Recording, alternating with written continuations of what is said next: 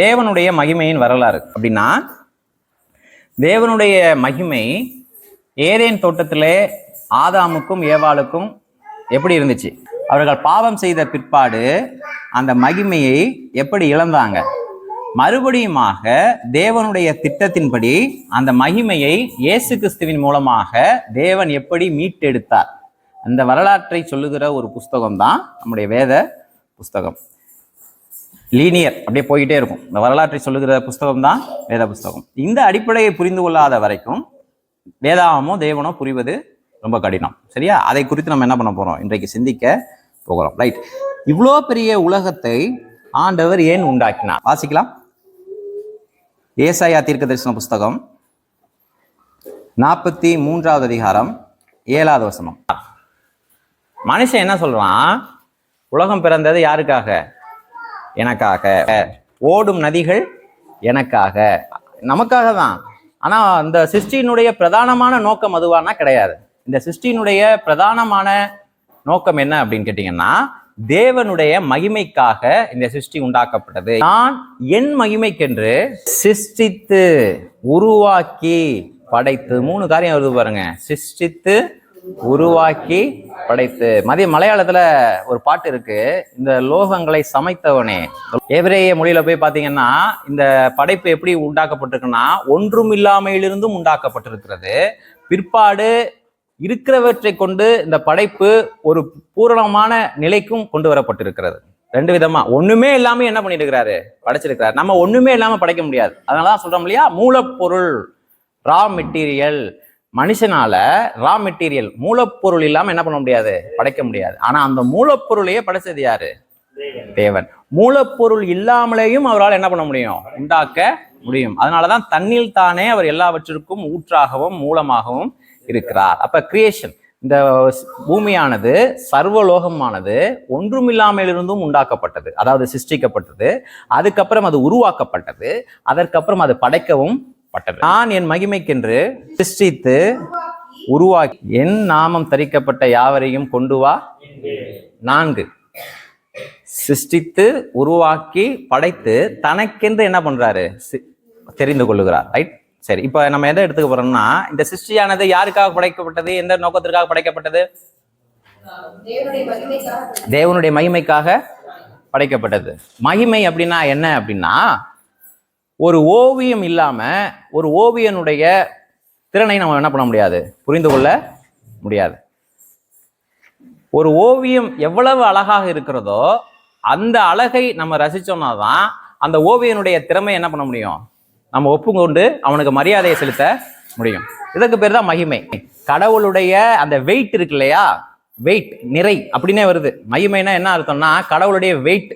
கடவுள் அவர் எப்படிப்பட்டவர் என்பதை மனிதன் புரிந்து கொள்ளும்படிக்கே இந்த சர்வ சிருஷ்டியானது உண்டாக்கப்பட்டிருக்கிறது. கடவுளுடைய மகிமையை புரிந்து கொள்ளும்படி, அவருடைய அழகை புரிந்து கொள்ளும்படி, அவருடைய திறனை புரிந்து கொள்ளும்படிக்கே இந்த சர்வ சிருஷ்டியும் என்ன பண்ணியிருக்கு? உண்டாக்கப்பட்டிருக்கிறது. அப்ப ஆண்டவருக்காக படைக்கல, ஆண்டவருடைய மகிமைக்காக படைச்சார். அப்ப உலகம் பிறந்தது எனக்காக அப்படின்னா என்ன அர்த்தம்னா, எனக்காக தான். ஆனா பிரதானமான நோக்கம் என்ன? 2வது வசனம் வாசிக்கலாம். சங்கீதங்களின் புஸ்தகம் 19:1. வானங்கள் தேவனுடைய மகிமையை வெளிப்படுத்துகிறது,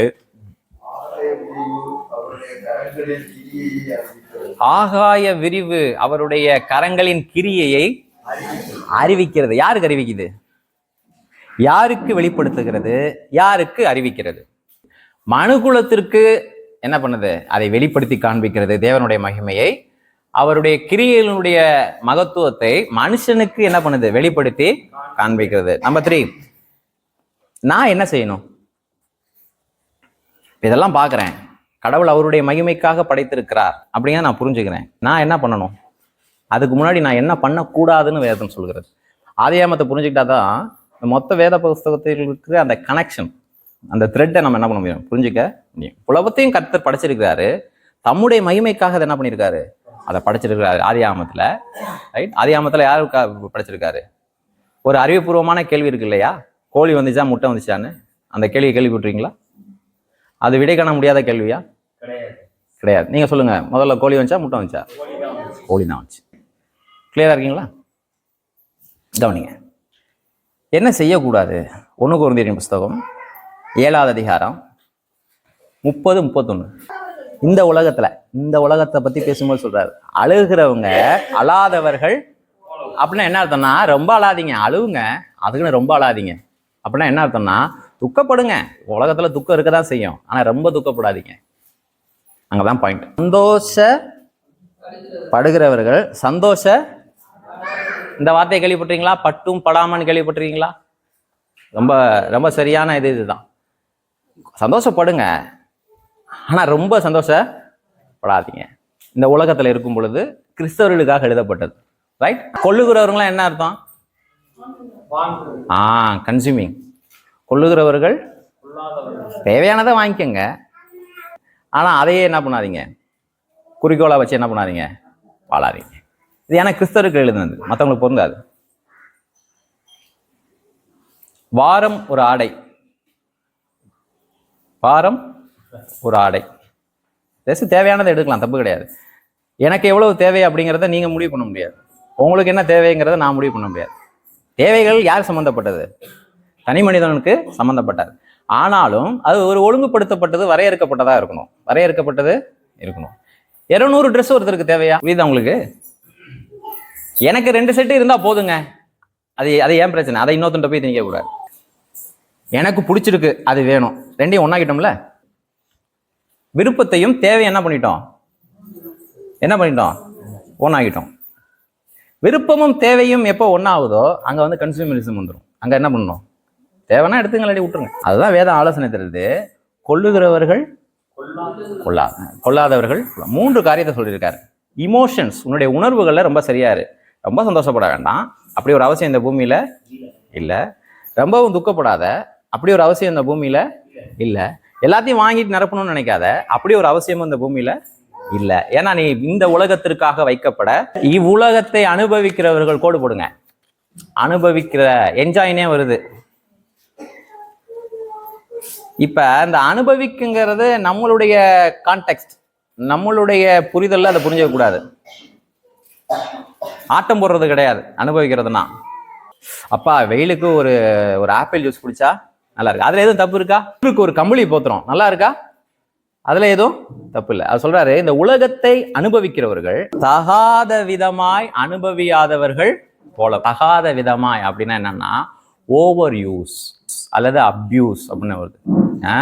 இந்த உலகத்தை தொடர்ச்சியாக அனுபவிக்க வேண்டும் என்றே வாழாதிருங்கள். மனித வாழ்க்கைக்கு எவ்வளவு தேவையோ அந்த அளவுக்கு உலகத்திலிருந்து எடுத்துக்கொண்டால் போதும். அதற்கு மேல என்ன பண்ணாதீங்க, எடுத்துக்காதீங்க. இப்போ இது எதை பற்றி பேசிகிட்டு இருக்கோம், நம்ம சிருஷ்டியை பற்றி பேசிகிட்டு இருக்கோம். ஒரு பிளாஸ்டிக் சேரில் உட்காரணும், தேவை பூர்த்தி ஆயிடுச்சு. ஆனால் ரொம்ப நேரம் அதில் உட்கார முடியாது, ஏன்னா நம்ம சரீரத்தில் இருக்கிறோம். அப்போ ஒரு குஷன், ஒரு பஞ்சு வைக்கலாமா, பின்னாடி தாராளமாக வைக்கலாம். அதில் எதுவும் தப்பு இருக்கா? தப்பு கிடையாது. இப்போ தேவை, அதுக்கு அடுத்த கட்டம் வந்து வசதி. வசதியில் பிழை இல்லை.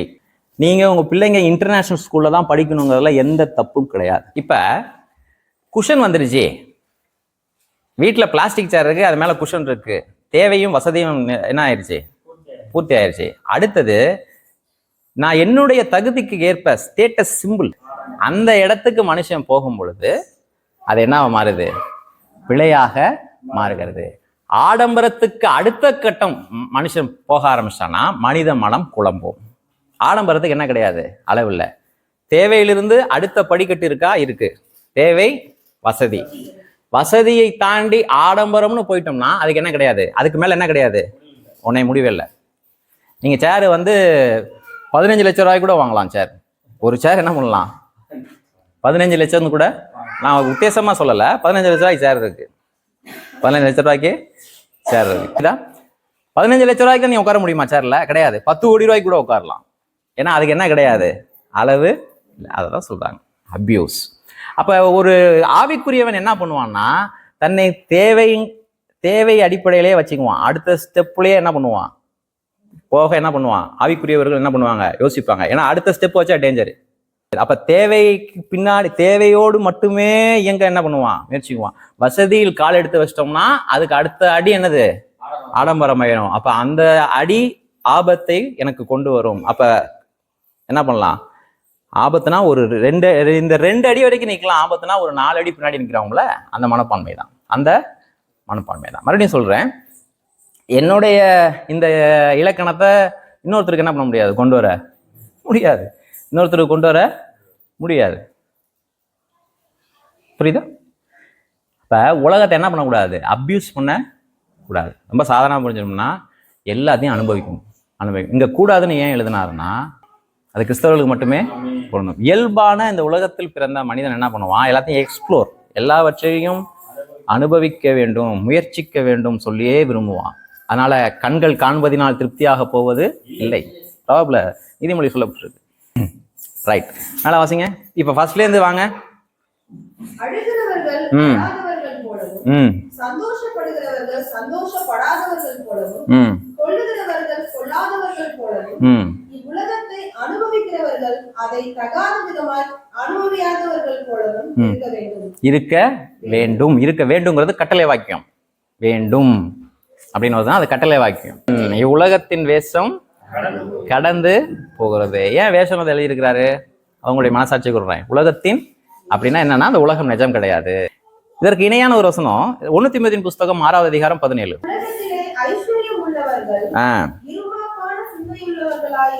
நல்ல பணம் இருந்துச்சுன்னா இருமாப்பு. இருமாப்புனா என்ன அர்த்தம்னா, நான் என்னவாக இருக்கிறேனோ அதை விட கூடுதலாக என்னை கற்பனை செய்து கொள்வது இருமாப்பு. இருனாலே 2 வந்துருச்சாங்க. என்ன என்ன நான் கூடுதலாக நீங்க என்ன மதிக்கணும், என்ன ஒரு எடை போட்டு தானே எனக்கு ஒரு மரியாதை தெரியுங்க. என்ன மனுஷங்க என்ன பண்ணிடுவாங்க, ஒரு மனுஷனை பார்க்கும் பொழுதே ஒரு எடை போட்டு ஒரு மரியாதை தருவாங்க. அது தப்பு சரின்னு இருக்கலாம். ஆனா உங்களுடைய எண்ணத்துல என்னுடைய அளவு என்னதுதான், எனக்கு கிடைத்த அந்த மரியாதை தான். உதாரணம் சொல்றேன். இப்ப அந்த இதை நான் கூடுதலாகணும்னு நான் நினைக்கக்கூடாது, அதை ஏத்துக்கும். உலகத்தின் ஐஸ்வர்யவானங்கள், இது பேரு எக்கனாமிக்கல் பிஹேவியர். காசு வருகிற கொஞ்சம் பணம் படைத்தவர்கள் எல்லாருமே நான் சிறப்பான விதத்திலே ட்ரீட்டட், அதாவது கவனிக்கப்பட வேண்டும் அப்படிங்கிற அந்த எண்ணமும் மனசுல வந்துடும். இதுக்கு பேர் எக்கனாமிக்கல் பிஹேவியர் அப்படின்னு இருக்கு.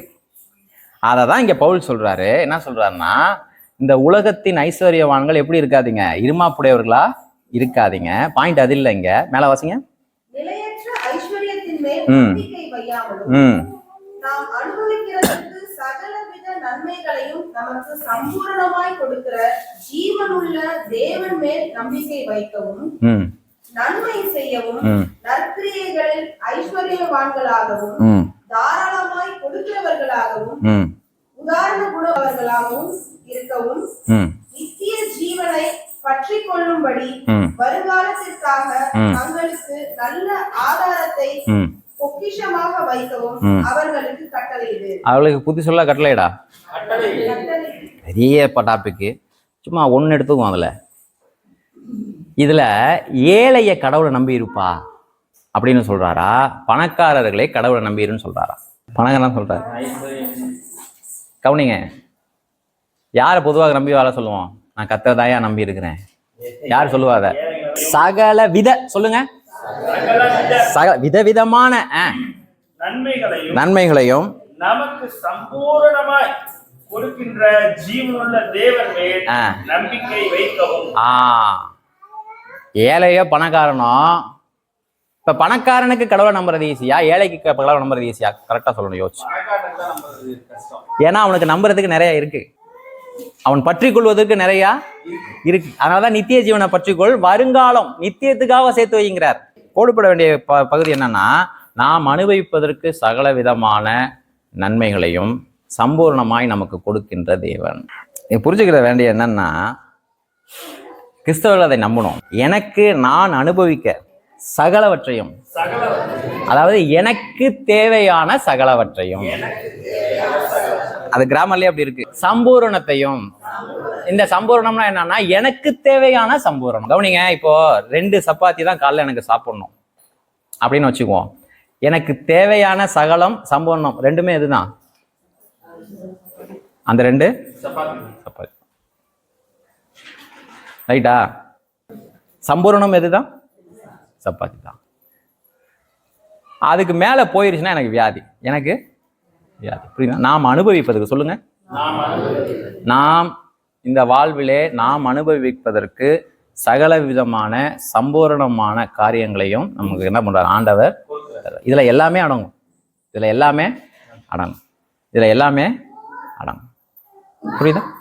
இதுல எல்லாமே அடங்கும். இயேசு கிறிஸ்து இந்த பூமிக்கு வரும் பொழுது ஒரு சரீரத்தை ஆயத்தம் பண்ணினார். வரல விடுங்க, வசனம் இருக்கு.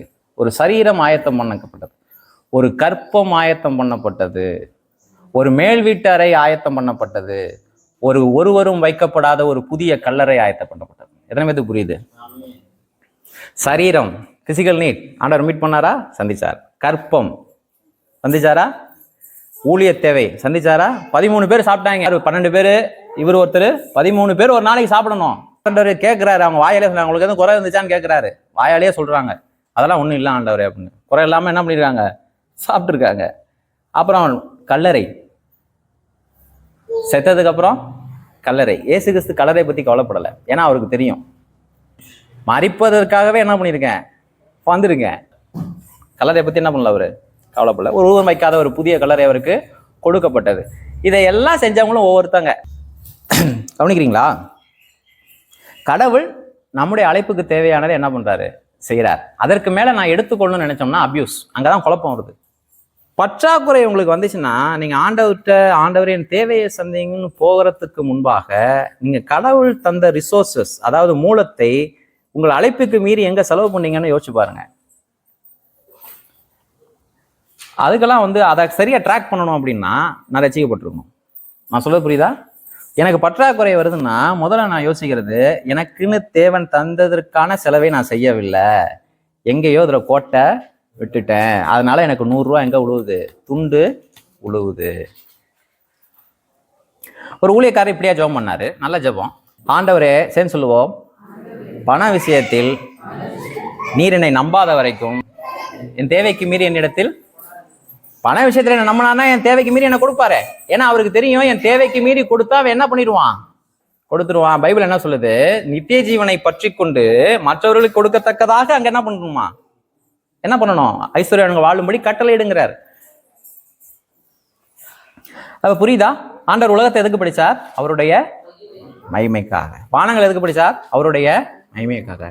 நம்மளே என்ன பண்ணாரு? உண்டாக்கினா. கடைசி மனுஷன் வரைக்கும் இந்த பூமியிலே ஒரு மனிதனுக்கு தேவையான எல்லாவற்றையும் அவனுக்கு என்ன பண்றாரு? தருகிறா. சுகர் வந்துருச்சா? சுகருங்கிறது லைஃப் ஸ்டைல் டிசீஸ். சுகர் வந்துருச்சா? நான் வாங்கிட்டு வந்துட்டேனா? 2 ஐஸ்கிரீம் நான் தானே வாங்கிட்டு வரேன். 2 ஐஸ்கிரீம் நான் தான் வாங்கிட்டு வரேன். கொஞ்சம் கொஞ்சமா வாங்கிட்டு இருப்போம், வாங்குறது தெரியாது. ரைட்? இப்ப ரொம்ப ஜாகிரதையா வாசிக்க வேண்டாம். யாக்கோபின் புஸ்தகத்துல பூரண புருஷன் சொல் தவறாதவனாய் இருக்கிறான், தன் சரீரம் முழுதையும் கட்டுப்படுத்துகிறவனா இருக்கிறான். அப்படின்னா என்ன அர்த்தம்னா, சொன்ன மாதிரி ஒருத்தன் வந்துட்டான்னா, இத்தனை மணிக்கு வர்றேன் அப்படின்னா அவன் வந்துட்டான் அப்படின்னா அவனை நீங்க நம்பலாம். ஏன்னா அவனுடைய வாழ்க்கை முழுவதையும் அவன் கட்டுப்படுத்தலான்னு அர்த்தம். பூரண புருஷன் சொல் தவறாதவனா இருக்கிறான். பூரண புருஷன் அல்லாதவன் சொல்லும் பொழுது அவன் தவறிட்டான்னா அவனை எல்லா விதத்திலையும் நம்ப முடியாது. ஏன்னா அவன் நேரத்தின் மீது அவனுக்கு என்ன கிடையாது? கட்டுப்பாடு இல்லை. மற்ற விஷயத்தை அவனை நம்ம என்ன பண்ண முடியாது, பயன்படுத்த. அப்படி உலகத்தை பயன்படுத்த கூட அதற்காக ஆண்டவர் நம்ம என்ன பண்ணல, உண்டாக்கவில்லை. அதே சமயத்துல நாம சாமியார் போல வாழணும்னு அவசியம் இல்லை. கடவுள் எனக்கு தேவையானதை எல்லாம் பண்ணியிருக்காரு, தந்திருக்கிறார். கடவுள் எனக்கு தேவையானதை தந்திருக்கிறார். ஒரு இடத்துக்கு போறீங்க, வெள்ளி தட்டுல சாப்பாடு கொடுக்குறாங்க, சாப்பிடலாமா கூடாதா? சாப்பிடலாம். எனக்கு அதுதான் ப்ரொவிஷன். எனக்கு அவங்க வெள்ளி தட்டு கொடுக்குறாங்க, சாப்பிட்டு கொண்டு வந்துடதான் கூடாது, சாப்பிடலாம். அதாவது என்னன்னா, அபியூஸ் பண்ணவும் கூடாது, அதே சமயத்துல எனக்கு கிடைக்கிற வாய்ப்புகளை ஏற்றுக்கொள்ளவும் எனக்கு தெரியும். இந்த உலகத்துல மனுஷனை விடவும் மற்ற காரியத்தை பெருசா நினைக்கிறது எது முக்கியம்? மனிதனா வெள்ளித்தட்டா? சொல்லுங்க. இப்ப மனிதன் பெருசுன்னு எப்படி சொல்லுவீங்க நீங்க? ஏன்னா எனக்காக அவன் ஜீவனே கொடுத்துருக்கிறார். எத்தனை பேருக்கு புரியுது? எனக்காக எல்லாத்துக்குமே அடிப்படை ரட்சிப்பு தான். பார்த்து கத்துக்கலாம் நீங்க. All the teachings must be caught, not be taught. பிடிச்சிக்கிட்டா தான் உண்டு, கற்றுக்கலாம் முடியாது. என்னுடைய அடிப்படையில் கவனிங்க. அவர் என்ன சொன்னார்னு கேட்டிங்கன்னா, இப்படிதான், இவங்கள உடச்சிட்டீங்கன்னா, பசங்களை உடச்சிட்டீங்கன்னா என்ன பண்ணுறது? ஜாமான் உடஞ்சுன்னா வாங்கிக்கலாமே. அது அந்த தெளிவான சிந்தனை. அப்போ எல்லாத்த விட யார் முக்கியம்? சொல்லுங்க. எல்லாத்த விட ஐயோ ஐயோ ஐயோ போட்டு உடைச்சிட்டேன்னா அவனை போட்டு அடிக்கக்கூடாது, கிடையாது. எல்லாத்த எந்த பொருளை உடைச்சாலும் அந்த பொருளை காட்டிலும் மனுஷன் என்ன பண்ணணும்? உயர்ந்தவன். அதனால உடைச்சிட்டு நான் உயர்ந்தவன் சொல்லக்கூடாது. நீ என்னை எதுவும் கேட்கக்கூடாது. நான் உடைச்சிட்டேன், நீ என்னை எதுவுமே என்ன பண்ணக்கூடாது, கேட்கக்கூடாது. அப்ப வேற மாதிரி சொல்லி அடிக்கணும். அவளுடைய உனக்கு கொடுத்துருக்க ரிசோர்ஸஸை நீ சரியா கையாள தெரியணும். பொறுப்பா நீ என்ன பண்ணணும் இருக்கணும். ரைட், கவனிங்க. என்ன செய்யணும்? மனுஷன் என்ன செய்யக்கூடாது? அபியூஸ் பண்ணக்கூடாது. அதே சமயத்துல எனக்கு தேவையானதை கடவுள் என்ன பண்றாரு? தராரு. அண்ட் தென் என்ன செய்யணும் அப்படின்னா, ஏசாயா 43:21, இந்த ஜனத்தை எனக்கென்று ஏற்படுத்தினேன், இவர்கள் என் துதியை விளக்கி காண்பிப்பார்கள். என் துதியை என்ன பண்ணுவாங்க? நான் யார் என்பதை எல்லாவற்றையும் ஏற்படுத்தினேன், இஸ்ரவேல் ஜனங்களை எனக்கென்று தெரிந்து கொண்டேன். ஏன் என்று சொன்னால், இவர்கள் நான் யார் என்பதை காண்பிப்பார்கள். உலக மக்களுக்கு நான் யார் என்பதை வானங்கள் வெளிப்படுத்துகிறது, பூமி அறிவிக்கிறது. இஸ்ரவேல் ஜனங்களோ சுற்றி உள்ள ஜனங்களுக்கு வாழ்ந்து படைத்தவருடைய விருப்பம் என்ன, வெறுப்பு என்ன, எதிர்பார்ப்பு என்ன என்பதை வாழ்ந்து மற்றவர்களுக்கு என்ன பண்ணுவாங்க? காண்பிப்பார்கள். துதியை சொல்லி வருவாங்கன்னா நம்ம என்ன நினைச்சிட்டாங்கன்னா, இதை இந்த ஆராதனைக்கு எடுத்துட்டாங்க. இந்த பாடுறவன் என்ன பண்ணுவான் பொதுவா அப்படின்னா, பாடல், பாட்டு, துதின்னு எங்கெங்கெல்லாம் வருதோ அந்த வசனத்தெல்லாம் எடுத்து மனப்பாடம் பண்ணிடுவாங்க. அதுல வர சிக்கல் இது. ரைட்? அப்ப இவர்கள் என் ஜனங்கள், இஸ்ரவேல் ஜனங்களை பார்த்து சொல்ல, இவர்கள் என் ஜனங்கள், இவர்கள் என் துதியை சொல்லி வருவார்கள் அப்படின்னா, நான் யாருங்கிறத என்ன பண்ணுவாங்க? விவரித்து சொல்லி வருவார்கள். அடுத்த வசனம் வெளிப்படுத்தின விசேஷம் 4:11, கர்த்தாவே தேவரீர் மகிமையையும் கனத்தையும் வல்லமையும் பார்த்தல். அப்படின்னா என்ன அர்த்தம்னா, இந்த உலகம் முழுவதையும் அவர் உண்டாக்கினார், வானங்களை முழுவதும் அவர் உண்டாக்கினார், தனக்கென்று ஒரு ஜனக்கூட்டத்தை ரட்சித்து மீட்டு கொண்டார். இப்ப இதையெல்லாம் ஒப்புக்கொண்டு அந்த ஜனக்கூட்டம், சபையானது தேவனுடைய மகிமையை புரிந்து கொண்டு அந்த மகிமையை அவருக்கே தருவது. அவர் மகிமையை பார்த்து அதை விளங்கிக்கிட்டு அந்த மகிமையை அக்னாலஜ், அங்கீகரித்து ஏற்றுக்கொண்டு மறுபடியும் தருவதுதான் துதி. அலையிலையா சொல்லுங்க, அது கிடையாது.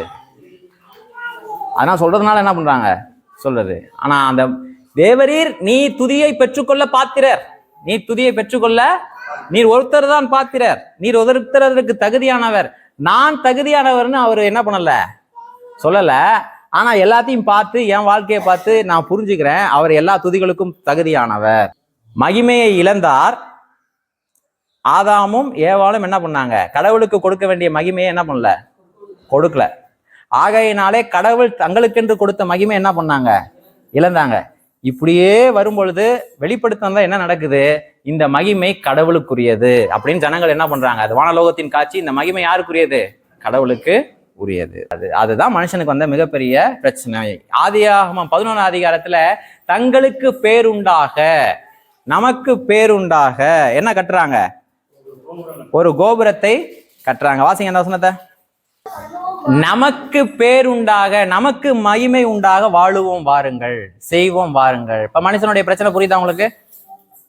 அவனுடைய பிரச்சனை புரியுதா? கடவுள் இதெல்லாம் யாருக்கு படைச்சாரு? மனுஷனுக்காக படைச்சாரு. இந்த சிருஷ்டியுடைய நோக்கம் என்ன? கடவுளுடைய மகிமை. மனுஷனால கடவுளுக்கு மகிமையை கொடுக்க முடியுமா? முடியாது. ஏன்னா பாவம் வந்துருச்சு. ரோமர் 5:12 வாசிங்க. இப்படியாக ஒரே மனுஷனாலே பாவமும், பாவத்தினாலே மரணமும் உலகத்திலே பிரவேசித்தது போலவும், எல்லா மனுஷனும் பாவம் செய்தபடியால் மரணம் எல்லாருக்கும் வந்தது போலவும் ஆயிற்று. காணுங்க, பாவத்தின் மூலமா உலகத்துக்கு என்ன வந்துச்சு? ஆதியாகமத்தில் இருக்கிறத இங்க எழுதுறாரு. ரைட்டா? 3:23 வாசிங்க. பாவத்தின் விளைவு என்ன? மரணம். மரணங்கிறது என்ன? எல்லாரும் பாவம் செய்து மகிமை அற்றவர்களால் ஆனோம். புரியுதா? தேவன் உலகத்தை எதுக்கு படைச்சார்? தம்முடைய மகிமைக்காக. மகிமை யாருடையது? யார் மட்டும்தான் மகிமைப்படணும்? தேவன் மட்டும்தான் மகிமைப்படணும். கவனிங்க, அந்த மகிமை யாருக்கு கொடுத்தாரு? மனுஷனுக்கு கொடுத்தாரு. மனுஷன் மகிமை கொடுக்கப்பட்டது அவனுக்கு. ஆனா மகிமை மனுஷனுடையது அல்ல. பாவம் செய்யும் போது எதை இழக்கிறான்? மகிமை இழக்கிறான். தேவனை இழக்கிறான். தேவனை இழந்தது மூலமாக மகிமை என்ன பண்றான்? இழக்கிறான். அப்ப அவன் போடுற உடையில இருந்து, அவன் கட்டுற வீடுல இருந்து அவனுக்கு மகிமையை உண்டு பண்ண பார்க்கிறான். அதனாலதான் நமக்கு பேர் உண்டாகும்படி ஒரு என்ன பண்ணுவோம், வானளாவ ஒரு கோபுரத்தை கட்டுவோம். அப்ப வேலையின் மூலமாக, இருப்பிடத்தின் மூலமாக, உடையின் மூலமாக, வாழ்க்கையின் மூலமாக என்ன உண்டாகணும்? அவனுக்கு மகிமை உண்டாகணும். அந்த மகிமை அவன் தேடும் பொழுது என்ன ஆரம்பிக்குது, அவனால் அது முடியலங்கும் போது குழப்பம் வந்துடுது. இதுதான் மகிமை. நான் இந்த இடத்துக்கு போகணும், இவ்வளவு இது பணம் தான் மகிமை, வசதி தான் மகிமை, நம்ம என்ன வச்சிருக்கிறோமோ அதுதான் மகிமை. பொமேரியன் நாயின்னு ஒரு நாய் இருந்துச்சு தெரியுமா? அதுக்கு பழைய பேர் ஒன்று தெரிஞ்சு தெரியுமா? நான் 90s எனக்கு தெரியும். அது பேர் என்ன தெரியுமா? பொமேரியன் நாய்க்கு. இப்பெல்லாம் நான் இருக்கிற நாட்கள் நிறைய இருந்துச்சு வீடியோ எடுக்க. பங்களா நாய் சொல்லுங்க, கேள்விப்பட்டிருக்கீங்களா? அந்த நாய் என்னது? Status simple. அந்த நாய் என்னது அவங்களுக்கு? நாயில கூட இவனுக்கு என்ன பண்ணணும் சொல்லுங்க? யாராவது போனாங்கன்னா சேகன் கொடுப்பாங்க. அது மகிமை. அது என்னது அவங்களுக்கு? மகிமை. இதுக்கே சிரிக்கிறீங்க. இன்னொன்று இருக்கு, கூப்பிட்டு வச்சு பாருங்க, பொண்ணு கிறிஸ்டினா மாமாவுக்கு ஒரு ரயில் சொல்லுவாங்க. பொண்ணு யாரு தான் அவங்களுக்கு? Status simple. பொண்ணும் யாரு தான்? Status simple. புரியுதா உங்களுக்கு? அப்ப எல்லாத்திலையும் என்ன பண்றோம்? மகிமையை தேடணும். அப்ப எல்லாத்திலையும் என்ன பண்றோம்? மகிமையை தேடணும். கல்லறைக்கு போயிருக்கீங்களா? கண்டிப்பா எல்லாரும் போவோம், தனித்தனியா போக போறோம். ஆனா போயிருக்கீங்களா கல்லறை? எல்லாம் ஒரு மாதிரியா இருக்கு? கிடையாது. சிலது பாத்தீங்கன்னா 4 பேர் படுக்கலாம், அங்க ஒரு ஆளு கட்டியிருப்பாங்க. எதுல இது கூட தேவை? பாவம் செஞ்சுதான் மகிமை என்ன பண்ண இழந்தோம். பாவம் செஞ்சு அப்ப மரணம் அது மூலியமா தான் வந்துச்சு. கலரில் என்ன தேவை? மகிமை தேவை. அந்த ஊர்லயே எங்க கலரை தான் பெருசு. சில கல்லறைக்காக சர்ச்சைக்கு போறவங்க இருக்காங்க தெரியுமா உங்களுக்கு? எதுக்காக? கல்லறைக்காக. புரியுதா? இப்ப எப்படி நான் சர்ச்சை பிரிச்சிடுறாங்க. பாட்டுக்கு ஒரு சர்ச்சை, தப்புன்னு வண்டி எடுத்தோம்னா அடுத்தது என்னது? இங்க பாட்டு நல்லா இருக்கும், இங்க மெசேஜ் நல்லா இருக்கும், அப்புறம் அதுதான் பாட்டு. ஆமா, பாட்டு வேற ஒரு சீப் வேற. கரெக்ட். ஏன்னா அப்ப நிறைய இடங்கள்ல பாடி முடிச்சுட்டு மெசேஜுக்கு போனோம்னா சில சமயம் ஒரு சீப் பண்ணலைங்களா, அப்ப இவ்வளவு நேரம் என்ன பண்ணீங்க? அதெல்லாம் விளக்கிட்டு இருக்க முடியாது. நான் வந்த வேலையை என்ன பண்ணணும் பார்க்கணும். அப்ப நீங்க சொல்ல கரெக்டு தான். பாட்டு அப்புறம் என்னது? ஒர்ஷிப்பு. ஒர்ஷிப்னா ஒன்றும் இல்லை, அதுக்கு யாருக்குமே விளக்கம் தெரியாம நான் கேட்டேன். நான் இதே பாட்டை ஸ்லோவா பாட போறேன், அதுக்கு பேர் என்னது? ஒர்ஷிப்பு. மெசேஜ். அதுக்கப்புறம் வர்றது என்ன? உட்காந்து கொஞ்ச நேரம் பேசிட்டு இருப்பாங்கல்ல, அதுக்கு ஒரு சர்ச்சை. அதெல்லாம் இப்போ அப்படியே சிலங்க என்ன பண்ணியிருக்காங்க, செட் பண்ணி வச்சிருக்காங்க. புரியுதுங்களா உங்களுக்கு? ரைட், கவனிங்க. உங்களுக்கு புரியுதா என்ன பிரச்சனைன்னு? ரட்சிப்ப இல்லாம மனுஷன் இருக்கும் பொழுது மகிமை என்ன பண்ணுவான்? எல்லா இடத்துலையும் தேடுவான். கடவுளுக்கு மகிமையை செலுத்தணும்னு அவனால வாழவே முடியாது. ஏன்னா மரணம் இருக்கு. மரணம் அப்படி வாழ அவனால முடியாது. மகிமை செலுத்த முடியுமா? முடியாது. ரட்சிக்கப்பட்டவன் என்ன ஆகும்னா, எனக்கு தேவையானதை சம்பூர்ணமாகவும் சகல விதத்திலையும் அவர் என்ன பண்றாரு? தரார். எனக்கு அது போகும். நீங்க என்ன மதிக்கிறேன்னா அது எனக்கு பிரச்சனை. எனக்கு தேவையானதை அவர் என்ன பண்ணிருக்காரு? தந்திருக்கிறார். புரியுதா? ரைட். ஐஸ்வர்யம் தந்திருந்தா கூட நீங்க யாரை நம்பணும் சொல்லுங்க? காசு இருந்தா காப்பாத்திருக்கலாம் அப்படிங்கிறதுல எனக்கு உடன்பாடு கிடையாது. ஐஸ்வர்யன்ட்ட காசு இருந்தாலுமே சுகத்திற்காக யாரை நம்பணும்? எத்தனை பேருக்கு புரியுது? பற்றி கொள்ள வேண்டியது எது? நித்திய ஜீவனை. ரைட். இந்த மகிமைய, இழந்து போன மகிமைய மனுக்குலத்துக்கு கொடுக்கணும் அப்படின்னு தான் இயேசு கிறிஸ்துவை உலகத்துக்கு அனுப்புறார். மகிமை இல்லாதவராய் அவர் அனுப்புறார். எத்தனை பேருக்கு புரியுது? இப்ப மகிமை உள்ளவரை மகிமை இல்லாதவராக்கி உலகத்திற்குள்ள அனுப்புறார். இயேசு கிறிஸ்து மகிமையில் நிறைந்தவர், பிதாவுக்கு சமமான மகிமை உடையவர். இந்த குமாரன்னா எப்படி புரிஞ்சுக்க கூடாதுன்னா, 2ஆம் நிலையில் இருக்கிறவர்னு புரிஞ்சுக்க கூடாது. குமாரன்னா என்ன அர்த்தம்னா, தேவனை போல் இருக்கிறவர்னு அர்த்தம். எபிரேய கலாச்சாரத்தின்படி தேவனை போல் ஆறுதலின் மகன் அப்படின்னா என்ன அர்த்தம்? அப்பா பேர் ஆறுதலா? இல்ல, அவனுடைய நேச்சரே ஆறுதல்னு அர்த்தம். தேவகுமாரன்னா என்ன அர்த்தம்னா, அவருடைய நேச்சரே அவர் தேவன். அதுதான் தேவகுமாரன்னா 2ஆம் நிலையில் உள்ளவர் அல்ல. அப்படி புரிஞ்சுக்க கூடாது. சரி, ரைட். ஏசாயா தீர்க்கதரிசன புஸ்தகம் 49:3. மகிமையால் நிறைந்த இயேசு கிறிஸ்துவை மகிமையை துறந்தவராய் மகிமை இல்லாதவராய் பூமிக்கு அனுப்புறார். என்னை நோக்கி, நீர் என் தாசன். தாசன்னா அடிமை. ஆண்டவரே உங்களை எப்படி அனுப்ப போறேன்? ட்ரைனிட்டி, தாசன், அடிமையாக அனுப்ப போகிறேன் உங்களை. நீர் என் தாசன். இஸ்ரவேலே நான் உன்னில் மகிமைப்பட்டேன். இஸ்ரவேலுக்கும் சொல்லப்பட்டது, கிறிஸ்துவுக்கும் சொல்லப்பட்டது. கிறிஸ்துவுக்கும் சொல்லப்பட்டது. சொந்த தேசம் இல்லாதவர்கள் இஸ்ரவேல் ஜனங்கள், அடிமையாக இந்த பூமியிலிருந்து புறப்பட்டு போனவர்கள். ஒரு அடிமையான ஜனம் தேவனால் மீட்கப்படுகிறது. சொந்த தேசம் இல்லாதவர்கள், பரதேசிகள், இவங்க ஒரு பிரயாணத்துல இருக்கிறாங்க. ஆண்டவர் அவங்கள பார்த்து தான் சொல்றாரு, ஓன்ட்ட நான் என்ன பண்ணுவேன்? மகிமை படுவேன். அதே மாதிரி இயேசு கிறிஸ்துவையும் அடிமையின் ரூபம் உள்ளவரா இந்த பூமியில ஆண்டவர் என்ன பண்ணாரு? அனுப்பினார். அவர் வேலையில மகிமை இருந்துச்சா? ஏன் தச்சு வேலை செய்கிறவரா வரணும்? காரணம் என்னன்னு கேட்டீங்கன்னா, ரோம கலாச்சாரத்துல புத்தியிலிருந்து வேலை செய்கிறவர்களை மட்டுமே மேல்தட்டு மக்களாக எண்ணினார்கள். ரைட்? டீச்சர்ஸ், ஆசிரியர்கள் எதிலிருந்து வேலை செய்வாங்க? சட்ட வல்லுநர்கள் எதிலிருந்து வேலை செய்வாங்க? நிர்வாகத்தில் இருக்கிறவங்க எதிலிருந்து வேலை செய்வாங்க? புத்தியில. கையினால் வேலை செய்கிறவர்கள் தாழ்ந்த குலத்தில் போலவும், அவர்கள் சபிக்கப்பட்டவர்களாகவும் பிரயோஜனமற்றவர்களாகவும் சாதாரண பிரஜைகளுமாக எண்ணப்பட்டார்கள். தச்சு வேலை செய். அதனாலதான் இயேசு கிறிஸ்து வேலையில் மகிமை இல்லாதவராய் வந்தார். ரோமர்கள் பிறப்பின் அடிப்படையிலே தாங்கள் உயர்குலமாக கருதினார்கள். பிறப்பிலேயே நாங்கள் உலகத்தை ஆள பிறந்தவர்கள் நினைச்சாங்க ரோமர்கள். ஆகையினாலே மரியாளின் குமாரனாக இவர் பூமிக்கு வந்தார். அப்படின்னா என்ன அர்த்தம்? இவன் மரியாளின் குமாரன் அல்லவா? அப்படின்னா அப்பா யாருன்னே தெரியலையே அவனுக்கு. அது இழிச்சொல். ஏன்னா கல்யாணத்துக்கு முன்னாடி அந்த அம்மா என்ன ஆயிட்டாங்க? பிறப்பால் அவருக்கு மகிமை இல்லை, வேலையார் அவள் என்ன கிடையாது, மகிமை இல்லை. நேஷனாலிட்டி, அவர் இஸ்ரவேலர்கள் யாருக்கு அடிமையா இருக்காங்க? ரோமர்களுக்கு அடிமையா இருக்காங்க. அப்ப நேஷனல் ப்ரைடும் அவருக்கு இல்ல, எதுவுமே இல்ல. கடவுள் அவரில் மகிமைப்பட்டாரா? இன்னொன்னு சொல்றேன், மகிமைப்படுத்தப்பட்டாரா கிறிஸ்து? மகிமைப்படுத்தப்பட்டார். எப்ப படுத்தப்பட்டார்? சிலுவையில. ஒரே மகிமை இல்லாதவரா இந்த பூமியில பிறந்து, எல்லா மகிமையும் துறந்தவரா இந்த பூமியில பிறந்து, தேவ சித்தத்தை செய்து முடித்ததினாலே பிதா அவரில் மகிமைப்பட்டார், அவரும் மகிமைப்படுத்தப்பட்டார். இழந்து போன மகிமையை இந்த சிருஷ்டிக்கு கொடுப்பதற்காகவே அவர் பூமிக்கு என்ன பண்ணாரு? வந்தார். மகிமையை தேவனுக்கு கொடுத்தார். பிதா இவரை மகிமைப்படுத்தினார். இவர் மூலமாகவே சகல சிருஷ்டியும் மகிமைப்பட போகிறது.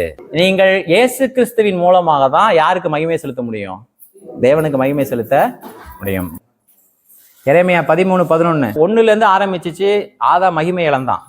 11வது அதிகாரத்துல ஜனங்கள் தங்களுக்கான மகிமை என்ன பண்ண ஆரம்பிச்சாங்க? தேட ஆரம்பிச்சாங்க. தேவ திட்டம் என்னன்னா, 12வது அதிகாரத்துல ஆபிரகாம்னு ஒருத்தர் என்ன பண்ணணும்? அழைக்கணும். அப்படியே அவனை அழைச்சி அவனை ஒரு பெரிய ஜாதியாக மாற்ற வேண்டும். அவன் பெரிய ஜாதியாய் மாற்றி அதுல என்ன பண்ணணும்? கடவுள் என்ன பண்ணணும்? மகிமைப்படணும். மகிமை எது வரைக்கும் வந்துருச்சு? இஸ்ரவேல் வரைக்கும் வந்துருச்சு மகிமை. வம்சத்துல இப்ப யாரு வராரு? இயேசு கிறிஸ்து வராரு. யோவான் 17:4-6. இயேசு கிறிஸ்துனுடைய குடும்ப பின்னணியின் மூலமாக பிதாவுக்கு மகிமை வந்துச்சா? இயேசு கிறிஸ்து எந்த குடியில் பிறந்தார், அதனால பிதாவுக்கு மகிமை வந்துச்சா? இல்ல. ஏழையாக பிறந்தார், ஏழையாகவே வாழ்ந்தார். ஆனாலும் தேவனுக்கு என்ன உண்டாச்சு? மகிமை உண்டாச்சு. நீர் எனக்கு செய்யும்படி, எல்லாம் சொல்லுங்க. என்ன நீங்க நோக்கத்தோட என்ன அனுப்பிச்சீங்களோ அதை மட்டுமே செஞ்சேன், ஆகையினாலே உங்களுக்கு மகிமை உண்டாச்சு. எத்தனை பேருக்கு புரியுது? ஒவ்வொருத்தருமே நம்மளை எதுக்கு அமைச்சிருக்கிறாருன்னா, இயேசு கிறிஸ்துவை ஏற்றுக்கொண்டு அவர் என்ன விரும்புறாரோ அதை மட்டுமே செய்வதை தான் அமைச்சிருக்காரு. அதை செஞ்சோம்னாலே கடவுளுக்கு என்ன உண்டாகும்? மகிமை உண்டாகும். அவர் எனக்கு நியமிச்சதை விட்டுட்டு மற்றதை செய்யறேன்னா காரணம் என்ன? அவ்வளவுதான் பாயிண்ட். அவ்வளவுதான். எனக்கு மகிமைய ஏன் எனக்கு மகிமையை தேடுற ஒருத்தர் எதுல இருக்கிறாரு? சொல்லுங்க. பாவத்துல இருக்கிறாரு. தேவ மகிமையை தேடணும்னா அவர் எப்படி மாறணும்? ரட்சிக்கப்படணும். அவர் என்ன பண்ணணும்? ரட்சிக்கப்படணும். தேவகுமாரன் மட்டுமே தேவனுடைய மகிமையை தேட முடியும். எத்தனை பேருக்கு புரியுது? அப்படி இல்லைன்னா அதை இதையும் செஞ்சு மனுஷங்க என்ன பண்ணுவாங்க? Mess. they make a mess. வாழ்க்கை என்ன பண்ணுவாங்க? சிக்கலாக்கி கொள்வாங்க. நிறைய பேர் என்ன நினைச்சுக்கிறாங்க, வாழ்க்கை சிக்கலை தீர்த்து கொள்வதற்கு தேவன் தேவைன்னு. கிடையாது. வாழ்க்கையை நீங்கள் சரியா புரிஞ்சுக்கிறதுக்கு தேவன் வேணும். நான் என்ன செய்யணும் ஆண்டவர் எங்கேயாவது கேட்டிருக்கீங்களா? அங்கதான் ரட்சிப்பு ஆரம்பிக்குது. எது எனக்கு தேவை, எது எனக்கு தேவை இல்லை, நான் எங்க இருக்கணும்? உங்களுடைய சித்தத்தின் மையத்துல தான் இருக்கணும். இந்த கேள்வி ரட்சிக்கப்பட்ட ஒருவனுக்கு நாள்தோறும் இருக்கும். சீட் பெல்ட் போடாட்டி என்ன சவுண்டுனே வரும்? பீப் சவுண்ட் வந்துடும். நம்ம ரூட்டு மாலும் பொழுதே உள்ளுக்குள்ளேருந்து என்ன வரணும் சொல்லுங்க. எப்பா நான் வச்சிருக்க ரூட்லேருந்து நீ என்ன பண்ற விலகுற. சீட் பெல்ட் எங்கே தான் இருக்கும்? பக்கத்தில் தான் இருக்கும். ஒரு போடாட்டி என்ன வந்துடும்? பீப் வந்துடும். ரைட். 17:4-6 வாசிங்க மறுபடியும். மகிமை இல்லாதவரா இயேசு கிறிஸ்து இந்த பூமிக்கு வந்தார். ஒத்துக்கிறீங்களா? அது வரைக்கும் புரியுதா? பூமியிலே நான் உண்மை என்ன பண்ணேன்? எப்படி? நான் செய்யும்படி நீர் எனக்கு நியமித்த கிரியைகளை என்ன பண்ணேன்? இயேசு கிறிஸ்துடைய ஊழியம் எவ்வளவு? இஸ்ரவேலுக்குள்ளதான், அதுக்கு வெளியில கிடையாது. சீசர்கள் எத்தனை பேரு? 12 பேர் தான். சர்ச்சில் எத்தனை பேரு? 120 பேர் தான். ஏன்னா அதை தான் என்ன பண்ணாரு? தேவன் அவருக்கு நியமித்தார், அதை செஞ்சிட்டார். அப்ப பூமியில நம்ம எதுக்கு வாழ்றோம்? தேவனை மகிமைப்படுத்த தான் வாழ்றோம். எப்படி மகிமைப்படுத்த முடியும்? அவர் எனக்கு நியமித்ததை செய்யும் பொழுது அவர் மகிமைப்படுத்த முடியாது. ஏற்கனவே உலக தோட்டத்துக்கு முன்னாடியே யாருக்கு மகிமை இருந்துச்சு? இயேசு கிறிஸ்துக்கு மகிமை. பிதாவே, உலகம் உண்டாவதற்கு முன்னே உம்மிடத்தில் எனக்கு உண்டாயிருந்த மகிமையினாலே இப்பொழுது நீர் என்னை உம்மிடத்தில் என்ன பண்ணுங்க? என்னை சொல்லுங்க.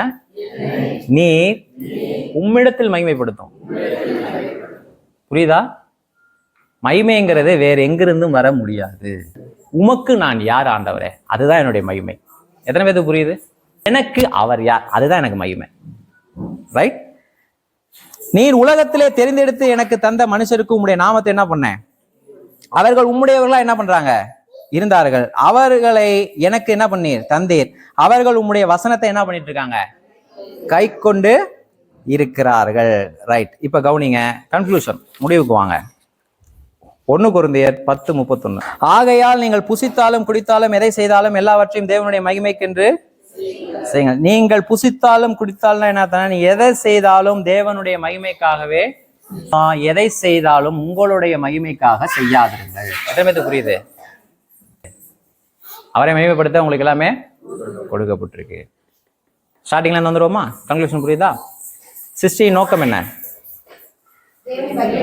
வானமும் எதுக்கு படைக்கப்பட்டது? ஆதாம் பாவத்தின் மூலமாக எதை இழந்தான்? தேவ மகிமை இழந்தான். ரோமர்ல வாசம் இல்லையா? எல்லோரும் பாவம் செய்து தேவ மகிமை போயிருச்சு. தேவ மகிமை ஏதேன்லயே போயிருச்சு. 11 என்ன கவனிங்க, ஆதியாகமம் 11ல இழந்து போன மகிமையை மனிதன் எதன் மூலமாக தேட ஆரம்பிச்சான்? நான் என்ன செஞ்சு எனக்கு என்ன பண்ணும் மகிமைய? இன்னைக்கு மனிதர்கள் வாழ்றது யாருக்காக? தங்களுடைய மகிமைக்காக. தங்களுடைய எதெல்லாம் மனுஷன் மகிமையை தேடலாம்?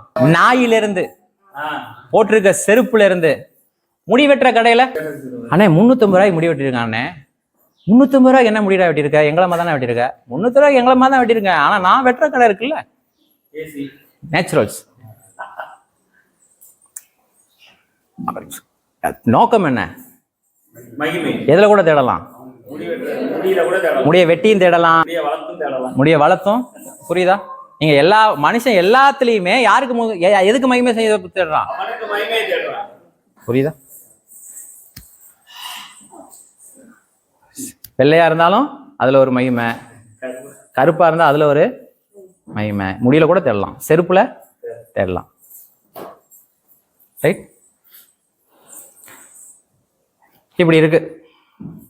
ஆதியாகமம் 11ல மனுஷன் அப்படி தனக்கென்று மகிமையை தேட ஆரம்பிக்கிறான்ல, அதனுடைய விளைவு என்ன? பாவ மரணத்தினுடைய விளைவு தான் தனக்கு மகிமையை தேடுறது. நான் தான் உன்னை மன்னிப்பு கேட்கணுமா? நீ கேட்க மாட்டியா? அதுக்கு பேர் என்ன? அது யாருடைய மகிமை? என்னுடைய மகிமை. என்னுடைய மகிமை. நான் அவனை காயப்படுத்தினாலும் யாருடைய மகிமைக்காக செய்யறேன்? எனக்காக. நான் காயப்பட்டாலும் யாருடைய மகிமைக்காக அதை காயப்படுறேன்? என்னை கூப்பிடவே இல்லைங்க, என்ன பண்ணல, கூப்பிடவே இல்லை. ஏன் காயப்படுறோம்? நம்முடைய மகிமை. என்னங்க என்னை மதிக்கவே இல்லைங்க, ஏன் காயப்படுறோம்? நம்முடைய மகிமை. நான் ஏன் உங்களை மதிக்க மாட்டேங்கிறேன்? அதுலயும் காரணம் என்ன சொல்லுங்க? ஒருத்தனை தாழ்த்தி அதுல என்னுடைய மகிமையை தேடுவது, என்னை உயர்த்தி என்னுடைய மகிமையை தேடுவது. புரியுதா? நீங்க அப்படியே யோசிச்சு பார்க்கணும். இது ரொம்ப முக்கியம். இது புரிஞ்சுனாதான் பைபிள் புரியும். இதுக்கு தீர்வு இருக்கா? கல்யாணத்துல இருந்து தட் இஸ் சோ மோர் அப்படின்னு நினைக்கிறாங்க. படிப்புல இருந்து வேலைக்கு போலாம்ல, நான் வரணும், எனக்கு வேலை, அது வரைக்கும் என்ன என்ன அர்த்தம்? என்ன சொல்லலாம்? அவங்களுக்கு என்ன சொல்லுவீங்க? ரட்சிக்கப்படணும். யாருமே என் கூட பேச மாட்டேங்கிறாங்க அப்படின்னு ஒருத்தன் அழுதான்னா அவன் தன் ஃபீலிங் லோ. அதான் அந்த உணர்வு தான் அவனுக்கு வேற எதாவது அழகான். அடிக்கு மனசுல அவனுக்கு என்ன இருக்கு? அவனுக்கு என்ன, அவன் மகிமை பண்ணணும்னு நினைக்கிறான், அவன் முடியல. அப்ப அவனுக்கு என்ன சொல்லணும்? ரட்சிப்புக்கு என்ன சொல்லுவீங்க? ரட்சிப்புக்கு என்ன சொல்லுவீங்க? ஏசு நல்லவர்னு சொல்லுவீங்களா? என்னன்னு சொல்லுவீங்க? ரட்சிப்புக்கு என்ன சொல்லுவீங்க? எப்படி அவன் ரட்சிக்கப்பட முடியும்? சுவிசேஷம். சுவிசேஷம் என்ன? நீ பாவி, நீ மனம் திரும்பணும், பலியானா. இதை சொல்லாம அந்த மனுஷனுக்கு தீர்வு வருமா? வராது. எல்லா பிரச்சனைகளுக்குமான ஒரே காரணம் என்ன சொல்லுங்க பாப்போம்? அவனுடைய மகிமையை தேடுறான். எல்லா பிரச்சனைகளுக்குமான தீர்வு என்ன? ரட்சிக்கப்படுறதுக்கு அவன் என்ன செய்யணும்? உங்க சாட்சியில ரட்சிக்கப்படுவானா? ஏசு கிறிஸ்து யாருங்கிறத அவனுக்கு என்ன பண்ணும்? எந்த இயேசுவை காமிக்கணும்? மகிமை இல்லாதவராய் பூமிக்கு வந்தாரே அந்த இயேசுவையா? எதை இயேசுவை காமிக்கணும்? இயேசுவை காமிக்கணும். காமிச்சிட்டு தான் மகிமைப்படுத்தப்பட்ட இயேசுவை என்ன பண்ணணும்? காமிக்கணும். நீ இப்ப விசுவாசிக்கும் பொழுது, மறுபிறப்பு அடையும் பொழுது என்ன வரும் இவனுக்கு? ரட்சிப்பு வரும். ரட்சிப்புங்கிறத எப்படி சொல்லலாம்? இழந்து போன தேவ மகிமை இவன் என்ன பண்றான்? பெற்றுக்கொள்றான். இழந்து போன தேவ மகிமையை அவன் பெற்றுக்கொண்டோடனே அவனுக்கு கொடுக்கப்பட வேண்டிய போதனை என்னன்னா, நீ எதை செஞ்சாலும் நீ தேவ மகிமைக்கே செய்ப்பான். உங்களுக்கு கேள்வி வருதா? அப்படிலாம் எப்படிங்க முடியும்? அப்படின்னா எங்க போகணும்? நீங்க ரட்சிக்கு சோதிச்சு பார்க்கணும். மறுபடியும் அங்க போகணும். மறுபடியும் என்ன பண்ணணும்? நான் டான்ஸ் ஆனா ரசிச்சு பண்ணி திரும்ப உனக்கு கையை தூக்கி காலை தூக்கி டான்ஸ் ஆனா உனக்கு டான்ஸ் ஆட வருஷம் ரசிச்சு வந்துருமா? காஸ்பல் தான். சரி, நான் விரும்பலங்க, என் மகிமைக்காக தான் வாழ போறேன். வேற என்ன பண்ண முடியும்? இயேசு கிறிஸ்துவை பிதாவானவர் மகிமைப்படுத்தினாரா? எப்படி படுத்தினார்? என்ன அவருக்குன்னு செய்ய வச்சாரோ செஞ்சார். மரியாளின் மகனே அப்படின்னு சொல்லுவதற்கு தேவன் அனுமதித்தாரா? இவனா நம்ம ரட்சிக்க போறா, இவன் தச்சன் அல்லவா, அனுமதிச்சாரா? அது இயேசு கிறிஸ்துவுக்கு இழிவை உண்டு பண்ணினதா? உண்டு பண்ணல. ஏன்னா இவர் அவருடைய மகிமைக்காக வாழல. எப்படி அவருடைய மகிமைக்காக வாழும் பொழுது அவருக்கு இழிவு வரும்? சிலுவையை நோக்கி தான் ப்ரிப்பேர் ஆகி போய்கிட்டே இருக்காரு. புரியுதா? இப்ப எல்லா வாழ்க்கையின் பிரச்சனைக்கு அடிப்படை என்ன? நான் மகிமை இழந்து இருப்பேன். எல்லா வாழ்க்கைக்குமான தீர்வு என்ன? சுவிசேஷ். சுவிசேஷத்தை ஏற்று ரட்சிக்கப்பட்டா வாழ்க்கை நல்லபடியா வாழ்றதுக்கு என்ன அர்த்தம்? நீங்க எதை செஞ்சாலும் யாருக்காக செய்யணும்? தேவ மகிமைக்காக. அவ்வளவுதான். எங்க ஆரம்பிச்சு எங்க முடியுது? தேவ மகிமைக்குன்னு ஒண்ணு நான் செய்யறேன்னா மகிமை யாருக்கு தரேன்? தேவனுக்கே தரேன். தேவனுக்கே தரேன். இப்ப நான் சிருஷ்டிக்கப்பட்ட நோக்கத்தை நிறைவேற்றிட்டேனா? சிருஷ்டிக்கப்பட்ட நோக்கத்தையே நிறைவேற்றி அவருக்கு மகிமை உண்டாகணும். அதான் அல்டிமேட். சிருஷ்டி நோக்கம் என்ன? அவருக்கு மகிமை உண்டாகும். அவருக்கு மகிமை உண்டாகணும். இப்ப கவனிங்க, உங்க வாழ்க்கையில ஆண்டவர் எதை செஞ்சாலும் அவருடைய மகிமைக்கு தான் செய்வார். எத்தனை பேருக்கு புரியுது? 4 பேர் சேர்ந்து என்ன உதைச்சிட்டீங்க, உதன்னு உதைக்கிறீங்க. இப்ப யாருடைய மகிமைக்கு அதை செய்யறாரு? நல்லாவே சொல்லணும். யாருடைய மகிமை செய்யறாரு? நல்லா சத்தமா சொல்லுங்க. தேவனுடைய மகிமைக்கு தான் செய்யறாரு. இப்ப தேவனை வாழ்க்கையில மகிமைப்படுறாரா? மகிமைப்படுறாரு. இப்ப நான் யாருக்காக வாழ்ந்துட்டு இருக்கேன்? இப்ப நான் சந்தோஷப்படுவேனா துக்கப்படுவேனா? சொல்லுங்க. சந்தோஷம் தானே படுவேன். தேவ மகிமைக்காக வாழ்ந்தோம்னா என்ன நடந்தாலும் சந்தோஷப்படுவேன். ஏன்னா எதுலையுமே அவர் மகிமைப்பட முடியும். எத்தனை பேருக்கு புரியும்? எதுலையுமே அவர் என்ன பண்ண முடியும்? மகிமைப்பட முடியும். எங்க ஆரம்பிச்சோம்? ஆதியாமத்துல. வெளிப்படுத்தின விசேஷத்துக்கும் எதுக்கும் கனெக்ஷன் இருக்கு? ரோமருக்கும் எதுக்கும் கனெக்ஷன் இருக்கு? ஏசாயாவுக்கும் எதுக்கும் கனெக்ஷன் இருக்கு? சங்கீதத்துக்கும் எதுக்கு கனெக்ஷன் இருக்கு? ஆதியாகமே வாசிக்காதவங்க தேர முடியுமா? நீங்க சொல்லுங்கப்பா, தேர முடியுமா? தேர முடியாது. இப்போ வந்துட்டு போறனாலே ஒரு பிரயோஜனமும் கிடையாது. ரைட்? ஜெபம் பண்ணுவோமா? கண்கம்.